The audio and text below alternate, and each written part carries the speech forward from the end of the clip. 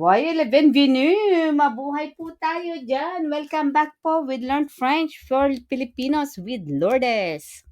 Something new, not specific. Use the indefinite article. Article indéfini. Okay? It's easy, clear, A1 friendly. Are you ready? Let's go. So what are these article indéfini? Last time we used the article défini. We use le pour masculin, la for féminin, et les pour pluriel. Okay? Now we have article indéfini. What is it? Un article indéfini parle de quelque chose non précis, nouveau ou inconnu. Like, for example, an indefinite article talks about something not specific or not known. Inconnu. Hindi mo kilala. Ano yun? Hindi siya tiyak na bagay. Okay? Example, we use un, un, we pronounce it un. Un, c'est masculin, singulier, only one. Et une, c'est féminin, féminine, singulier, isa lang, only one. But with plurial, we use de. De is plurial or many. It means in English we have a, it depends on a, o an, it depends it's a vowel, some, okay, some, hindi lahat. Okay, so we will discuss that later. Okay, ready? Okay, let's go. So we have a table here, okay, so that it's very easy for all of us, okay, for all of you. Singulier, singular. In singulier, masculine, un, we use un. On prononce pas une, un. Okay, isa, isa lang. Isang pusa, halimbawa, cat, is chien. Un chien. Hindi mo alam kung kanino yung pusa na yun. Un chien, a cat. Okay? Un. But for femina, si une. Isa. Okay, isa. A one. But we have, for example, une pomme. Une pomme. Hindi mo alam what kind of pomme. Okay? It's an apple. It's just an apple. Une pomme. Isang mansanas. Oh, une pomme. An apple. Because we use an because it's a vowel after an apple. Okay? A cat because it's a consonant. Consonant, consonne en français. Okay? But we have for the plurial, masculine, feminine, we use de. D-U-S is pronounced comme de, not des. Okay? Mga, some, des amis. Des amis. Le D, D-O-S, we pronounce it as Z if there's a continuation with the vowel. Des amis, fait en liaison. Des amis, mga kaibigan. You have some friends. Okay? Some friends, but we don't know who are they. Okay? You have some, but you cannot tell them kung sino-sino sila. Who are they exactly? Some. Yeah, some friends. Okay? So, indefinite. Indefinite. Hindi mo alam kung you cannot identify them correctly. Okay? Get them all? So, singulier or singular. Masculin, c'est un. Et féminin is une. Et pluriel po, two or more, is de. D-O-S is pronounced comme de. Get them all? Okay, merci beaucoup. Now we have another table, okay? Indéfini. Example. Masculine, panlalaki, on use un. Example. Un, passe after, c'est masculin. Le nom, c'est masculin. Un livre, a book. Okay? Un chien, a dog, isang aso. Un garçon, but you don't know the garçon, he's a boy. A boy, isang lalaki. Ang stilo, a pen, isang ballpen. Ang sac, ay bag, isang bag. Ang telephone, isang phone, okay? So, parce que téléphone, c'est masculin, donc we use un. Un sac, c'est masculin, un. Un stylo is masculin, un. Un garçon, panlalaki, masculin, un. Un chien, aso na lalaki, un chien. Ang book ay masculin din, so we use un livre, okay? Get them all? Un livre, un chien, un garçon, un stylo, un sac, Un téléphone. OK. Kademon? Merci.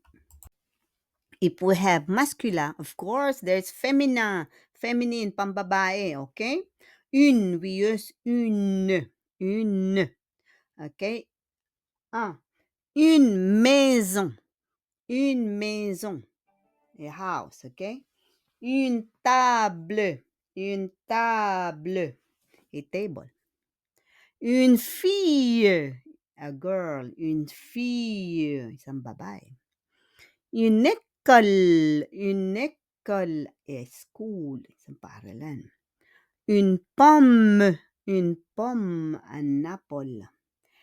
A chair. Une chaise. The S will become a Z, okay? Une chaise. It's not chess, okay?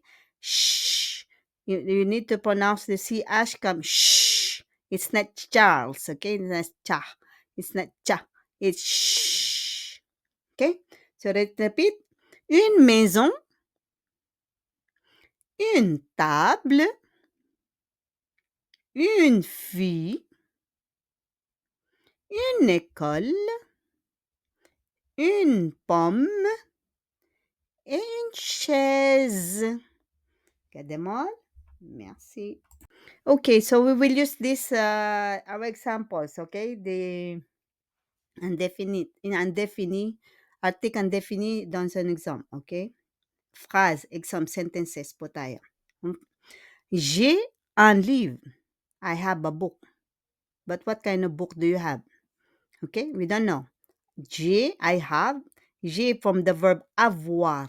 J'ai, I have a book. Donc, j'ai un livre. Okay? Next. It's a house. C'est une maison. C'est une maison. It's a house. But what kind of a house? Ito isang bahay. But what kind? We don't know. Okay? It's not definite. It's so indefinite. C'est une maison. It's a house. Say it's. Okay? Like c'est moi, it's me. C'est toi, it's you. C'est moi. Okay? It's a house. Say it's. It is o yan sa English, no? Ito. Next, we have j'ai un stylo. I have a pen. But what kind of pen? You don't know. Meron akong ball pen. J'ai un stylo. And then, c'est une école. C'est une école. It's a school. But what kind of school? Okay? Ito isang paaralan. Para saan? We do not know. It's indefinite. C'est une école. Okay? So, get them all. So, j'ai un livre. I have a book.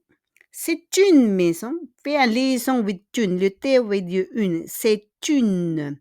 OK? C'est une maison. J'ai un stylo. Et c'est une école.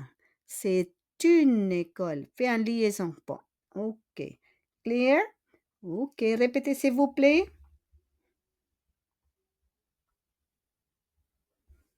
Bravo. Now the indefinite example. OK? Example. Two or more. Masculine or feminine man yan. Okay. Des livres. Some books. Des livres. Mga books. Mga libro. Some.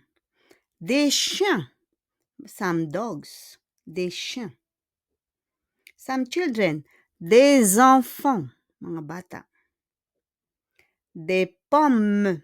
Des pommes. Some apples. Mga mansanas. Des tables. Des tables. Some tables. Des amis.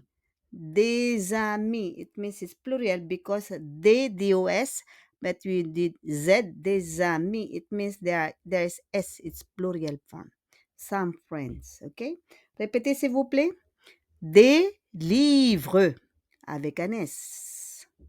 Des chiens, avec un S. Des enfants, avec un S. Des pommes, pluriel, avec un S. Des tables, avec un S.